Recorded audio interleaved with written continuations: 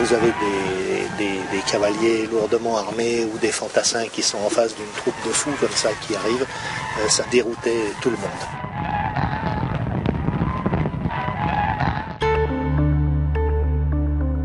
Il y avait la partie strictement militaire. Et après ça, on partait avec 2 ou 3 pelotons pendant 15 jours ou 3 semaines, visiter les postes, visiter les tribus.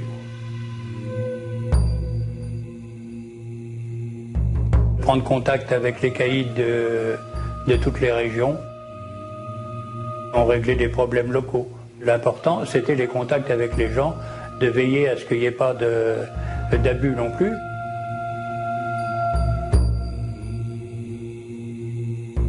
Quand on passait dans les tribus, il y avait toujours une fantasia ou une petite fête qui était organisée, non seulement pour nous, mais pour les spahis, pour eux-mêmes. On était reçus avec effectivement beaucoup de déférence, c'est vrai.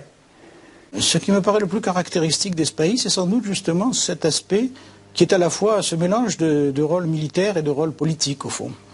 C'est-à-dire une unité qui est chargée, non pas tellement de se battre éventuellement, mais surtout de tenir un pays par un certain contact et par un certain enracinement local. À la sortie de Bousaada, nous nous trouvons dans les gorges de l'Atlas algérien.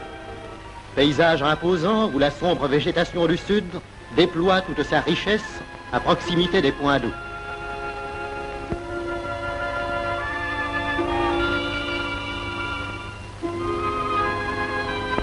Lorsqu'on s'en éloigne, le décor devient aride, sévère et d'une grandiose austérité.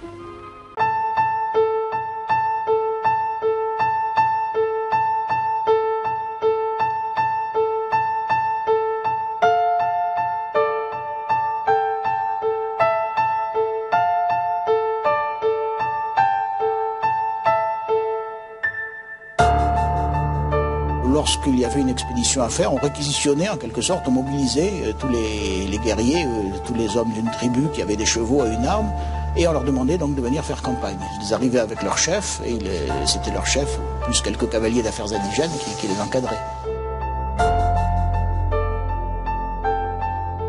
Si en 1914, certaines familles continuent ainsi de lever des troupes qu'elles mettent à la disposition de la France et que le petit-fils d'Abdelkader va commander, la majeure partie des sujets coloniaux de l'Algérie française sont désormais des appelés assujettis au service militaire obligatoire.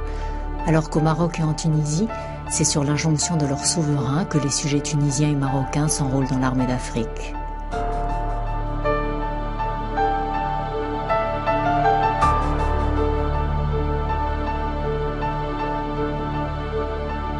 Où sont les 3 régiments de spahis algériens, un régiment de spahis marocains et un régiment de spahis tunisiens?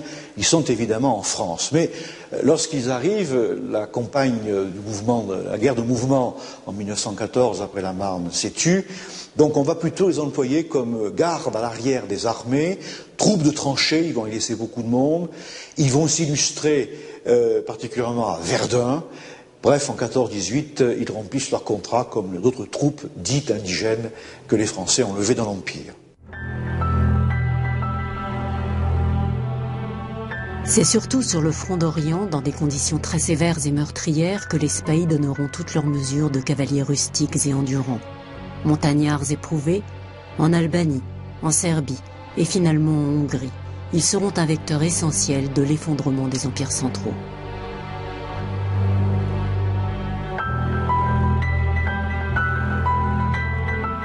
Avec les opérations du Levant, dont la France assure le mandat depuis 1918, les spahis renouent avec les principes fondamentaux de la cavalerie légère d'Afrique.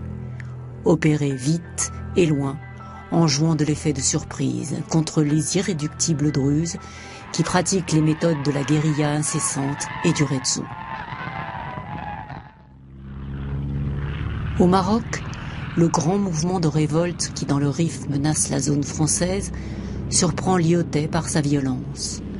Première lutte anticoloniale ou dernière des grandes dissidences, il faut la remettre en arrière-plan d'un acte à haute portée symbolique. Le 20 juillet 1924, Lyautey, qui 3 ans plus tôt a été nommé maréchal de France, inaugure en présence du pacha de Casablanca le monument élevé à la gloire des troupes indigènes et françaises du Maroc qui, au cours de la guerre 14-18, ont combattu côte à côte pour la défense de la France et de la liberté.